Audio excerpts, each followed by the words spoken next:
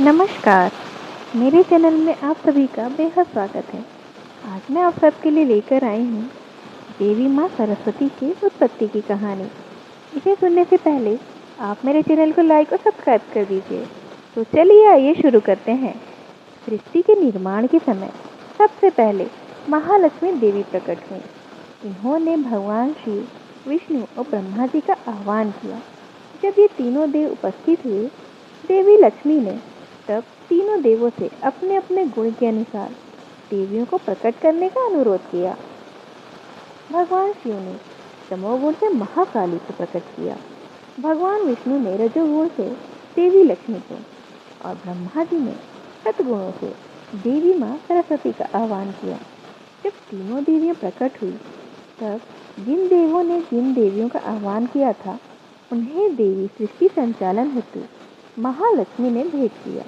इसके पश्चात स्वयं महालक्ष्मी माता लक्ष्मी के स्वरूप में ही समा गए। सृष्टि का निर्माण कार्य पूरा करने के बाद ब्रह्मा जी ने जब अपनी बनाई सृष्टि को देखा, तो पाया कि यह तो मृत शरीर की भांति ही शांत है।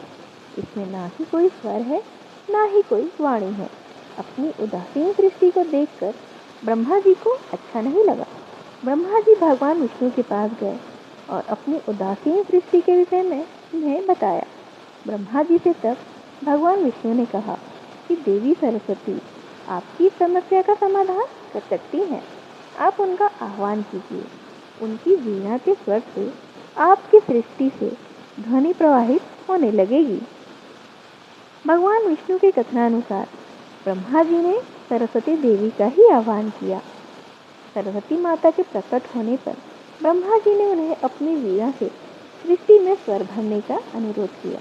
माता सरस्वती ने जैसे ही वीणा के तारों को छुआ, उससे ता शब्द फूट पड़ा।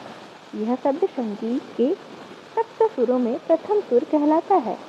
ध्वनि से ब्रह्मा जी की मोक्ष सृष्टि में ध्वनि का संचार होने लगा था। हवाओं को, सागर को, पशु पक्षियों और अन्य जीवों को भी वाणी मिल गई। नदियों से कल कल की ध्वनि फूटने लगी। इससे ब्रह्मा जी अति प्रसन्न हुए। उन्होंने सरस्वती को वाणी की देवी के नाम से संबोधित करते हुए वागेश्वरी नाम दे दिया। सरस्वती माता के हाथों में वीणा होने के कारण इन्हें वीणामणि भी कहा जाता है। धार्मिक मान्यताओं के अनुसार बसंत पंचमी यानी कि माघ माह के शुक्ल पक्ष की पंचमी को माता सरस्वती की उत्पत्ति हुई थी। इस वजह से वसंत पंचमी के अवसर पर सरस्वती माँ की पूजा की जाती है। इस दिन माता लक्ष्मी को और साथ में माता सरस्वती को उनके प्रिय भोग अर्पित करके आप करियर या शिक्षा प्रतियोगिता में सफलता प्राप्त करने के लिए सारी पूजा कर सकते हैं। माता सरस्वती की उत्पत्ति के संबंध में कुछ किंवदंतियाँ भी हैं। कुछ लोगों का कहना है कि माता सरस्वती ने ही इस सृष्टि को वाणी प्रदान की। उनसे ही ज्ञान का प्रकाश सभी मनुष्यों को प्राप्त हुआ। और पौराणिक कथा के अनुसार जब ब्रह्मा जी ने सृष्टि की रचना का कार्य संपन्न कर दिया था, तो उन्होंने पाया कि सृष्टि में सब कुछ बेहद ही शांत है और बहुत ही ज़्यादा नीरस है। इसीलिए उन्होंने आगे आकर देवी माँ सरस्वती के बारे में सोचा। तब उन्होंने अपने कमंडल से जल निकाला और छिड़क दिया, जिससे वहाँ माँ सरस्वती प्रकट हो गई। उन्होंने अपने हाथों में वीणा, माला और पुस्तक धारण कर रखा था। माँ सरस्वती ने अपनी वीणा से बसंत का राग छेड़ा और इसी के फलस्वरूप सृष्टि को वाणी और संगीत की प्राप्ति हुई। उस तिथि को माघ शुक्ल पंचमी थी।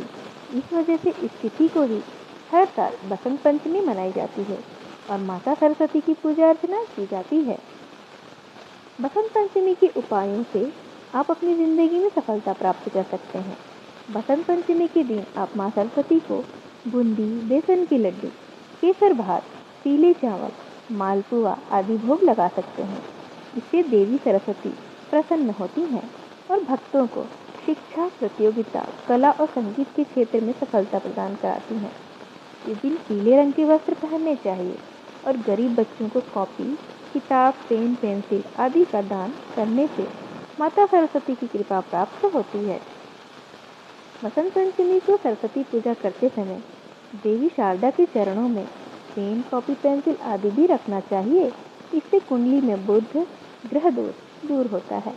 बुध के मजबूत होने से आपकी बुद्धि और आपकी निर्णय क्षमता बेहतर होगी।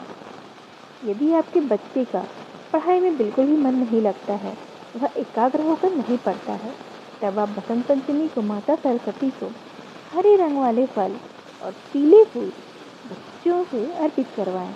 इससे बुध ग्रह उनका सही होगा और उनकी यह समस्या भी दूर हो जाएगी। बसंत पंचमी पर ओम ऐं ह्रीं क्लीं क्लीं सरस्वत्यै नमः मंत्र का 108 बार जाप करने से उच्च शिक्षा में आने वाली सारी समस्याएं दूर हो जाती हैं। एकाग्रता बढ़ाने के लिए बसंत पंचमी के दिन अपनी किताब में कुछ लोग मोर पंख भी रखते हैं। जैसे कि हम बच्चे थे तो हमने तो ये काम बहुत ही किया था। हम मोर पंख जरूर किताबों में रखते थे और हमें लगता था कि अब देवी माँ प्रसन्न है हमसे और हमें अपना आशीर्वाद अब वह ज़रूर देंगी। तो ये थी देवी माँ सरस्वती के बारे में कुछ जानकारियाँ।